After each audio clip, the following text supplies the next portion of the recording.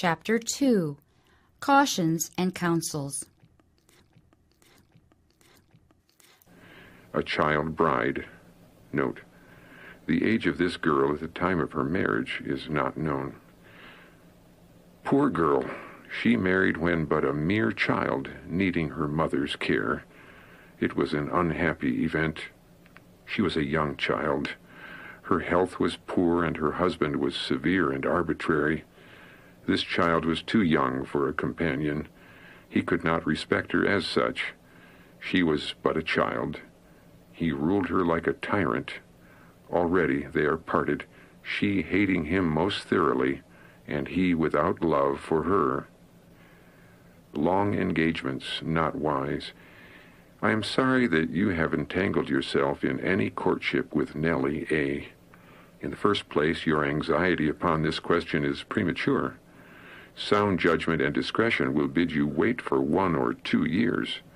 But for you to select one to be in your mind and affections that length of time would not be prudent for you or just to the one to whom you pay your address. Premature affections. I speak what I know in this matter, that the very best course for you and for Nellie is to give this matter up entirely, for no good can come of it. In continuing your attentions to her, you will be unfitting yourself for your office duties and placing obstructions in your way for a thorough education and for the habits of body and mind to become settled. Even to bind your affections prematurely is doing yourself and any young lady injustice. I have been shown the evil of these early attachments, especially when a young man is away from the home roof and must select his companion without the discriminating eye of his mother. It is not safe for you to trust to your own judgment. Early anxiety upon the subject of courtship and marriage will divert your mind from your work and studies, and will produce in you, and the one whom you flatter with your attentions, a demoralizing influence. There will be in you both a vain forwardness in manners, and infatuation will seize you both, and you will be so completely blinded in regard to your influence and example that you will, if you continue in the course you have entered upon, expose yourselves to criticism and demand that censure should be passed upon your course. This courtship and marriage is the most difficult to manage, because the mind becomes so bewildered and enchanted that duty to God and everything else becomes tame and uninteresting, and calm and mature thought is the last thing to be exercised in this matter of the gravest importance. Dear youth, I speak to you as one who knows. Wait till you have some just knowledge of yourself and of the world, of the bearing and character of young women, before you let the subject of marriage possess your thoughts. After the honeymoon, I would cite you many who are now mourning over their extreme folly and madness in their marriage, when mourning will avail them nothing. They find themselves exposed to temptations they never dreamed of.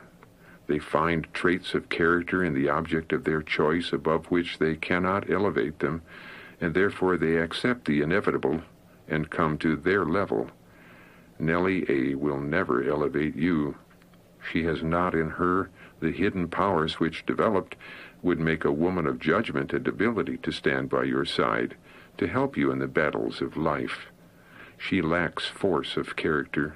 She has not depth of thought and compass of mind that will be a help to you. You see the surface, and it is all there is. In a little while, should you marry, the charm would be broken. The novelty of the married life having ceased, you will see things in their real light, and find out you have made a sad mistake. Need of mature judgment. Maturity of judgment will give you much better discernment and power of discrimination to know the truth. Your character needs forming. Your judgment needs strength before you entertain the thought of marriage. You are not now prepared to judge of another, and do not be betrayed into committing a grievous indiscretion, if not crime, for which the bitter regrets and tears of afterlife will bring no relief. The child, the mere undisciplined, immature schoolgirl, the miss, dependent upon the discretion of parents and guardians, has no reason to listen to anything like courtship or marriage. She should decline all special attentions which would have the least likelihood to lead to any such results, and devote herself intently to making herself as perfect a woman as possible, that her life may be useful, and learn a trade that she will have employment and be independent. Intellectual basis of true love. Love is a sentiment so sacred that but few know what it is. It is a term used but not understood. The warm glow of impulse, the fascination of one young person for another, is not love. It does not deserve the name. True love has an intellectual basis, a deep, thorough knowledge of the object loved.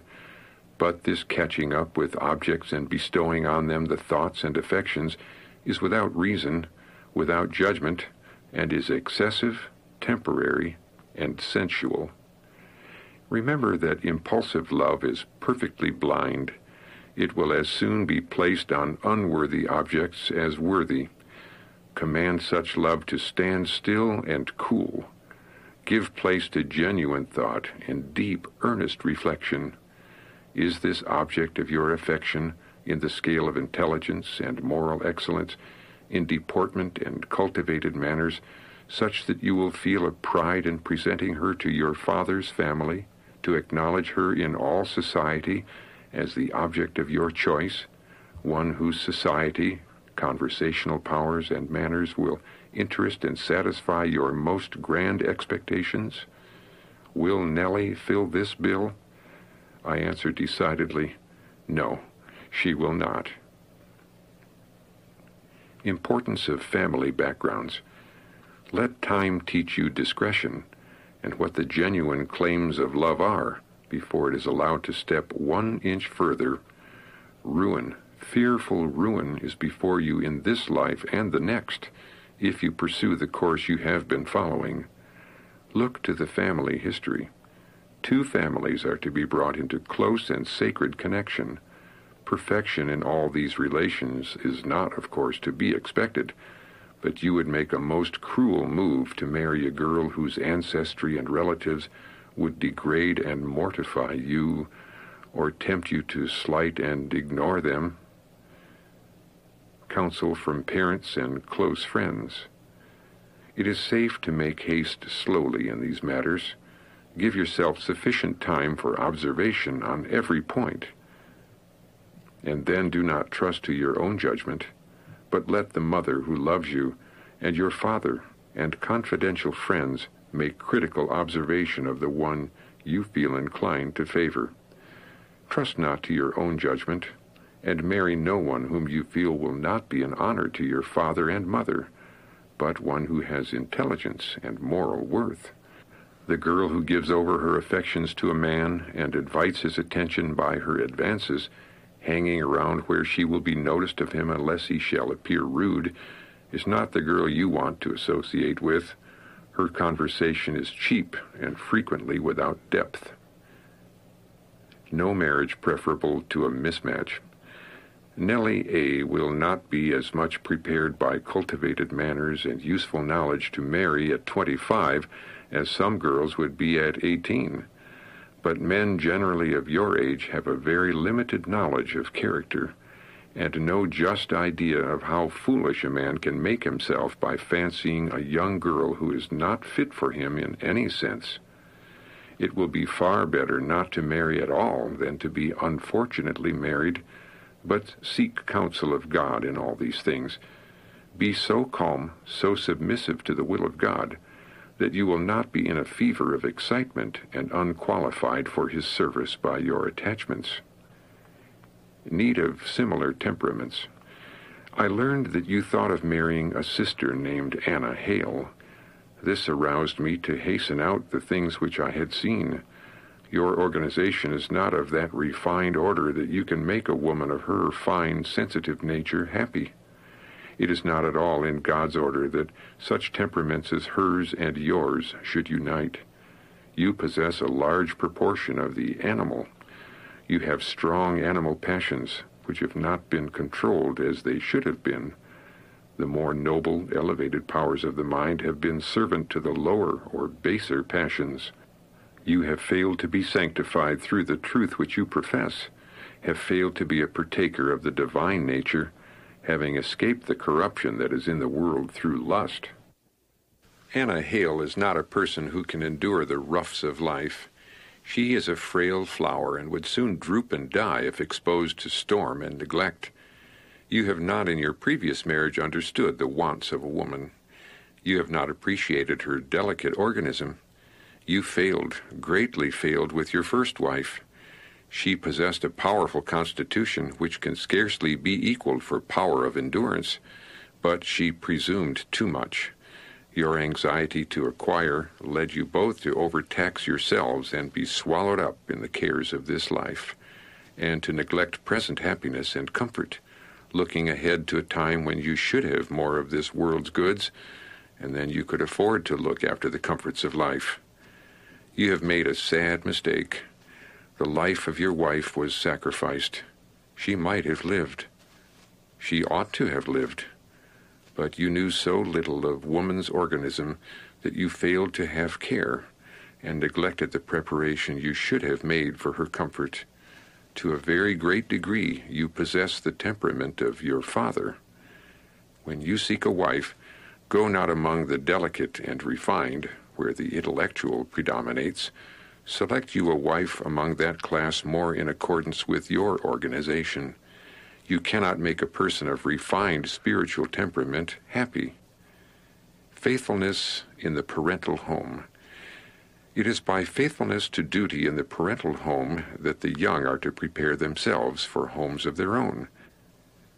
Let them here practice self-denial and manifest kindness, courtesy, and Christian sympathy. Thus love will be kept warm in the heart, and he who goes out from such a household to stand at the head of a family of his own will know how to promote the happiness of her whom he has chosen as a companion for life. Marriage, instead of being the end of love, will be only its beginning. I beg of you, yes, I warn you in the name of my Master, do not enter the marriage relation and take upon yourself the responsibilities and obligation of the marriage vows until you are changed in heart and life. When you can make your own home happy, be a blessing to your father and mother, your brothers and sister, then you can understand the duties involved in the marriage relation.